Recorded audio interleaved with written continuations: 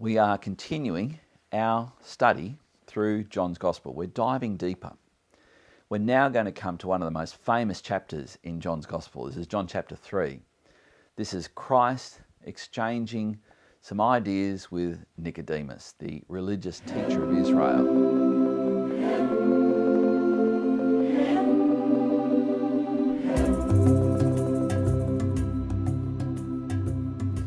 What we're going to see is that John often narrates.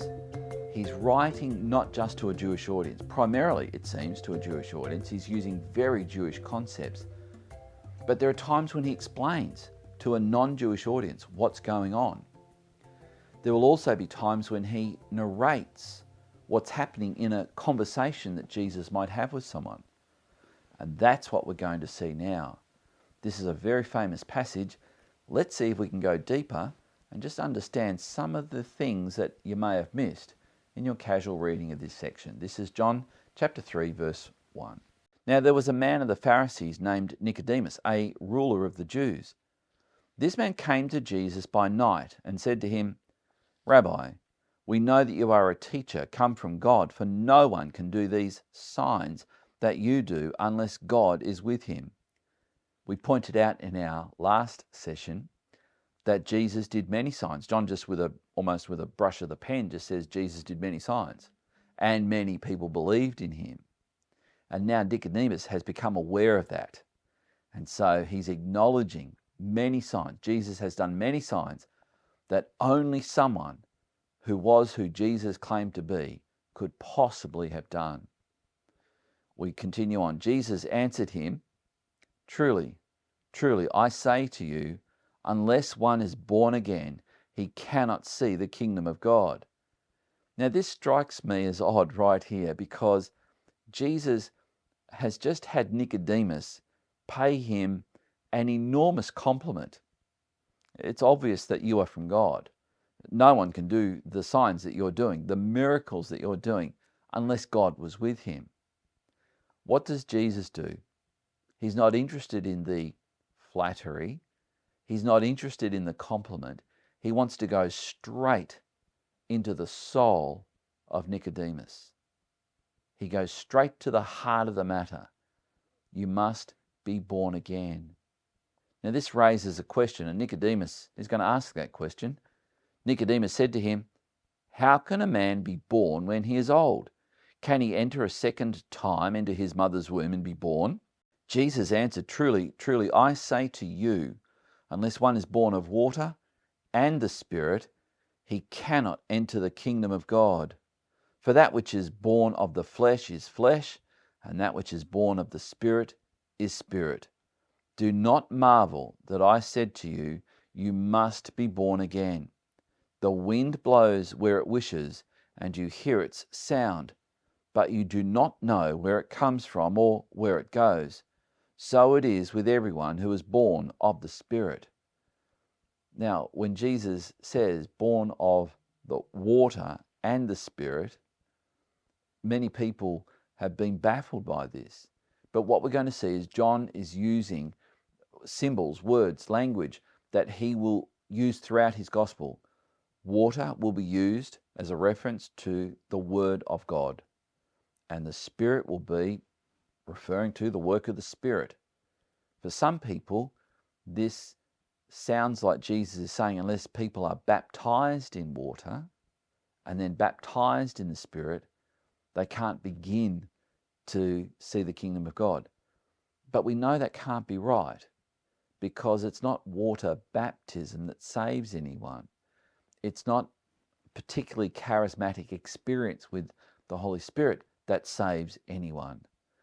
But it is when the Word of God activates someone to recognize their need for a Saviour, that is, the Holy Spirit takes the Word of God and works it into someone's soul so that they recognize they are a sinner who needs to be forgiven.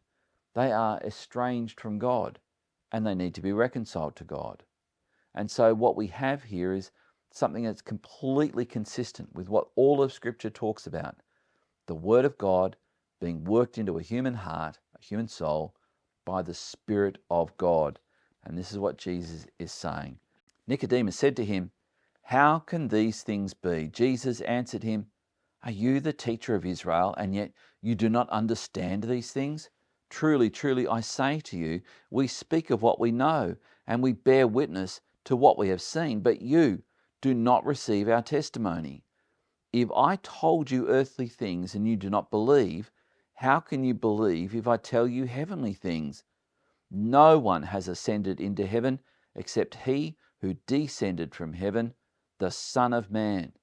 And as Moses lifted up the serpent in the wilderness, so must the Son of Man be lifted up, that whoever believes in him may have eternal life." So we see there that believing in Jesus has eternal consequences. That's the first thing we really need to see here. We also see that Jesus is saying to Nicodemus, in almost surprise, "How can you not understand what I'm saying to you? I thought you, as the teacher of Israel, would understand that when I talk about water, I'm talking about the Word of God. That when I'm talking about the Spirit, I'm talking about the Holy Spirit of God. As we now come to understand, the third person of the Trinity. We read in the prophet Isaiah, where thus says the Lord has sent me with his Spirit." So right there we have, thus says the Lord has sent me with his Spirit, speaking of the Messiah. So we have reference to a person who is equal to God the Father, and the Spirit who is equal to God the Son and God the Father. And Jesus is saying to Nicodemus, you should know this. You should know this. Just as Moses lifted up the serpent in the wilderness, that time when Israel went into rebellion and serpents were sent in, fiery serpents, the old language has, Moses had to construct a brass or brazen serpent, put it on a pole in the shape of a cross and hold it up, and the people looked at it and came to know salvation and healing just by looking at it. Jesus says, this is what's going to happen to me. I will die a death whereby I am lifted up on a pole, a cross, and from that point, all people who look to me in the years to come, at that time, spiritually, look to me in what I am doing for them, will have eternal life. And how do you transact that? By believing, by simply putting your trust into what Christ is doing. Now, my Bible, the English Standard Version, I think commits an error. Here, the publishers have committed an error. They put the next section from verses 16 down to verse 21 in red, as if Jesus is saying this. I think there is good argument to be made, and I think Kostenberger makes this argument that this is John telling us what is happening here. So let's read it, and you figure out, is this Jesus talking or is this John talking? I'm going to suggest it's John talking, not Jesus, but let's have a listen. "For God so loved the world that he gave his only Son, that whoever believes in him should not perish, but have eternal life. For God did not send his Son into the world to condemn the world, but in order that the world might be saved through him. Whoever believes in him is not condemned, but whoever does not believe is condemned already, because he has not believed in the name of the only Son of God. And this is the judgment: the light has come into the world, and people loved the darkness rather than the light, because their works were evil.